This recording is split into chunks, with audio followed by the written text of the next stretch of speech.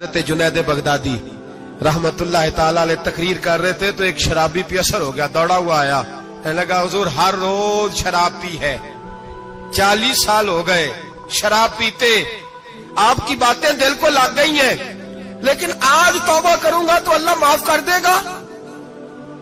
تو حضرت جنید بغدادی فرمانے لگے تیرا کوئی انتظار کر رہا ہے؟ تو کہنے لگا حضور نشیوں کا، شرابیوں کا کون انتظار کرتا ہے؟ کچھ زمانہ اماں انتظار کرتی تھی، اب سمجھ گئی وہ نہیں آئے گا۔ کون انتظار کرتا ہے؟ سمجھ گئی وہ نہیں آئے گا۔ کچھ عرصہ بیوی نے انتظار کیا، سمجھ گئی کسی نالی میں پڑا ہوگا، نہیں آئے گا۔ بہن بھائی بال بچے انتظار کرنا چھوڑ گئے، اب میرا کوئی نہیں انتظار کر رہا۔ تو حضرت جنید بغدادی رو پڑے، فرمانے لگے نہیں، رب کی رحمت تیری توبہ کا ابھی بھی انتظار کر رہی ہے، خدا کا کرم تیری توبہ کا انتظار کر رہا ہے، آ جا، دروازہ کھلا ہوا، لوٹ آیا۔ وہ شخص کہتا ہے جب بات سنی تو اللہ اکبر کہا، کپڑے پھٹ گئے، قدموں میں گرا، وضو کیا، غسل کیا، مسجد آیا، کہنے لگا یا اللہ تو واقعی راضی ہے، واقعی راضی ہے؟ تو فرماتے ہیں جب وہ رو رو کے یہ دعا کر رہا تھا تو مسجد کے ہر کونے سے آواز آنے لگی تو نے سچی توبہ کر لیا تو تیرا رب راضی ہو گیا ہے، ان کو پکڑ کے لاؤ۔ اور حضرت جنید نے یہ بات سیکھی کہاں سے؟ حضرت سیری سختی سے۔ حضرت سیری سختی آپ کے مرشد دے تو گزر رہے تھے گلی میں، ایک درخت کے نیچے رش بڑا تھا، درخت تھا تو لوگ وہاں کٹے تھے، رش تھا تو آپ نے کہا جنید پتا تو کر یہاں کیا ہے؟ لوگوں نے کہا حضور ایک شرابی شراب کے نشے میں مست آل فول بول رہا ہے اور لوگ تماشا دیکھ رہے ہیں۔ حضرت گئے، چھڑی ہاتھ میں تھی، جوانوں سے کہا چلو نکلو بھاگو، سب لوگ چلے گئے۔ تو فرمایا جنید جا پیالے میں پانی لا۔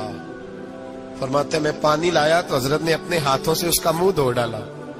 اللہ کرے ان کا کوئی منہ دھونے والا ہی آ جائے، اللہ کرے کوئی آئے جو ان کا منہ دھو ڈالے، یہ تو بیچارے اب الجھ گئے گناہ میں، کوئی آئے ان کا بازو تھامے، منہ دھو ڈالا۔ اور دھو کے نا منہ، تو رب کریم کے ولی کی آنکھوں میں آنسو آئے اور کہنے لگے اے اللہ میں نے منہ اس لیے دھویا ہے کہ جتنے لوگ شراب کی بو سونگیں گے اس کے شرابی ہونے پہ گواہ بنیں گے۔ چلو اب منہ دھویا ہے، کوئی بو تو نہیں نہ سونگے گا، اور لوگ تو گواہ نہ بنیں گے کہ شرابی ہے۔ اور پھر رو کے کہنے لگے اے اللہ جو میری طاقت تھی وہ میں نے کر دیا، اب جو تیرے قبضے میں ہے تو بھی رحمت فرما، میری طاقت میں منہ دھونا تھا میں نے دھو ڈالا ہے، تو دل دھو دیا کرتا ہے، مہربانی کر اس کے دل کو بھی صفائی عطا فرما دے۔ یہ کہہ کے چلے گئے۔ فرماتے حضرت جنید میں تہجد کا وضو کرا کے جناب سیری سختی کو مسجد میں لے کے پہنچا تو وہ شرابی مجھ سے پہلے مسجد میں بیٹھا ہوا تھا اور آوازیں آ رہی تھی سری تو نے منہ دھویا تھا تو ہم نے دل بھی دھو ڈالا ہے، دھو ڈال ان کے بازو تھا۔ امام بہقی نے دلائل کے اندر لکھا ہے، فرماتے ہیں نبی کریم صلی اللہ علیہ وسلم نے ان کی طرف دیکھا تو حضور کی مقدس آنکھیں آنسوؤں سے بھر گئیں۔ حضور نے فرمایا ابو بصیر تیری تکلیف مجھے نظر آ رہی ہے پر میں نے وعدہ کیا ہوا ہے، میں نے وعدہ، بھئی یہاں ڈٹ کے رہنا بڑا مشکل ہے، یہاں قائم رہنا بڑا کٹھن مرحلہ ہے، یہاں آزمائش کے موقع پر دین پر انہوں نے تو رکھا ہی نہیں، لوگ تانے دیتے ہیں باتیں کرتے ہیں، رکھا ہی نہیں، تو پھر ان کا بنتا ہے۔ حضور نے فرمایا تجھے جانا پڑے گا۔ صحابہ کہتے ہیں پورے مدینے میں ایسے تھا جیسے سوگ کا سما ہو۔ جب وہ دو سپاہی حضرت ابو بصیر کو پکڑ کے لے جا رہے تھے تو وہ پلٹ پلٹ کے پیچھے دیکھتے تھے، پلٹ پلٹ، پیروں میں خون ہے، آنکھیں آنسوؤں سے بھری ہوئی۔ فرماتے ہیں جب وہ پلٹ رہے تھے تو مدینے کی گلیاں بھی رو رہی تھی۔ میرے نبی پاک جب وہ آنکھوں سے اوجھل ہو گئے تو حضور بیٹھ گئے زمین پہ، نبی پاک نے رونا شروع کر دیا۔ فرمایا اللہ تو نے اس شخص کی مدد فرمانی ہے، اس پر کرم کرنا ہے، اللہ اس کا خیال فرمانا، اس کے لیے دعا کی۔ حضور روئے۔ حضرت ابو بصیر باہر نکلے تو وہ جو کافر تھے نا وہ کہنے لگے تو بڑا بنتا تھا ان کا، انہوں نے تجھے رکھا نہیں، تجھے رکھا بھی نہیں۔ تو حضرت ابو بصیر نے تھپڑ مارا منہ پہ، کہنے لگے میں وہ نہیں جو تھوڑی سی بات سے بدل جاؤں، ایمان یقین اور استقامت کی دولت ملی ہوئی ہے۔ آپ فرمانے لگے میرا تو ایمان اور پختہ ہو گیا ہے کہ میرا نبی اپنے وعدوں کا بڑا پابند ہے، میرا رسول اپنے وعدوں کا بڑا پابند ہے۔ حضرت ابو بصیر کہتے ہیں مدینے کی سرحد گزر گئی تو میں نے کھینچی تلوار، ان میں سے ایک سپاہی اب آؤ میرے مقابلے میں جس نے آنا، ایک کو مارا، دوسرا بھاگ گیا۔ فرماتے اب میں مکے جا نہیں سکتا تھا، جاؤں گا تو وہ زیادہ ماریں گے، مدینے حضور نے قبول نہ فرمایا. فرماتے ایک جنگل میں جا کے العیس نام کی ایک بستی تھی, وہاں ڈیرا لگا لیا, دریا کے کنارے, پانی پی لیتا, پتے کھا لیتا, تن تندور ہڈاں دا بالن تے اسی ہاواں نال تپایا, کپ کپ مکیاں پیڑے کیتے تے اتوں صبر پلیتھن لایا, تن دی ہانڈی تے من دا سالن اتے لون صبر دا پایا. غلام فریدا وے میں ساری تیری, غلام فریدا وے میں ساری تیری, تینوں اجے یقین نہیں آیا. فرماتے سالوں پتے کھائے, اب جو بھی وہاں سے تنگ ہوتا وہ میرے پاس آ کے پناہ لیتا, جس کو مکے والے مارتے میرے پاس آ کہتے تانے دینے والے آ کے کہتے ہو تم کس طرح کے نوکر ہو, تمہیں تو انہوں نے رکھا ہی نہیں. ہم نے کہا چپ کر جا, وہ ہمارے آقا ہیں, وہ ہمارے آقا ہیں, رکھے تب بھی ٹھیک ہے, نہ رکھے اللہ اکبر. ایمان دیکھو, قوت دیکھو, جڑیاں خصماں دی وچ رضا وسن, بھاگ جاگ جاندے انہاں گولیاں دے تے میں گڈی ہتھ ڈور سجن دے, او جنج رکھے اونج رہنا ہے, واجب نہیں جے وچ شریعت مندہ خصم نو کہنا. فرمایا بس ٹھیک ہے, جس طرح حضور راضی ویسے ہی ہم راضی. حضرت ابو بصیر رضی اللہ تعالیٰ عنہ کے پاس 300 صحابہ اکٹھے ہو گئے, 300.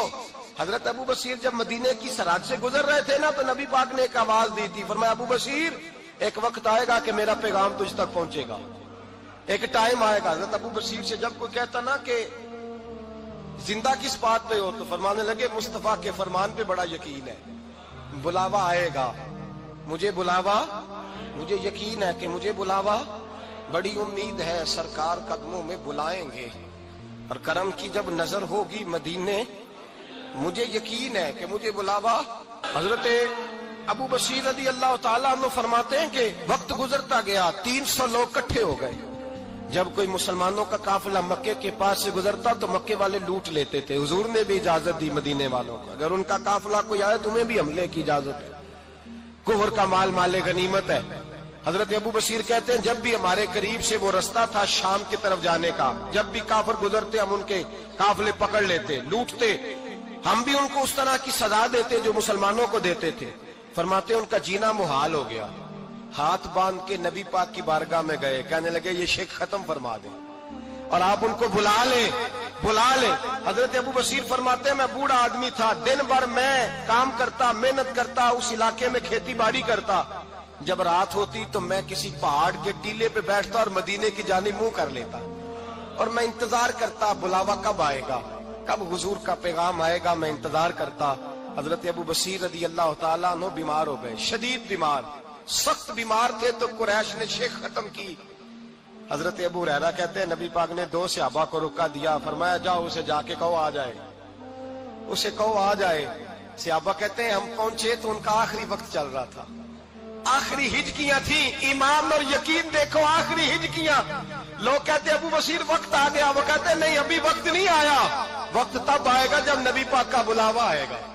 حضور کا وعدہ تھا وقت تب آئے گا جب میرے نبی کا بلاوا آئے گا, بھی بلاوا نہیں آیا تو ابو بصیر کا وقت بھی نہیں آیا.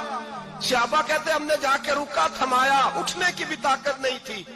جب حضور کا رکا لیا نا تو دونوں یوں مٹھیاں بند کر لی, گویا جھوم جھوم کے نعرے لگانے لگے آؤ دیکھو میرے نبی کے وعدے کتنے سچے ہیں, آؤ دیکھو حضور کے وعدے. چومتے حضور کا نامہ سر پہ رکھتے, سینے سے لگاتے, اور کہتے ہیں پھر بلند آواز سے کلمہ پڑھنے لگے.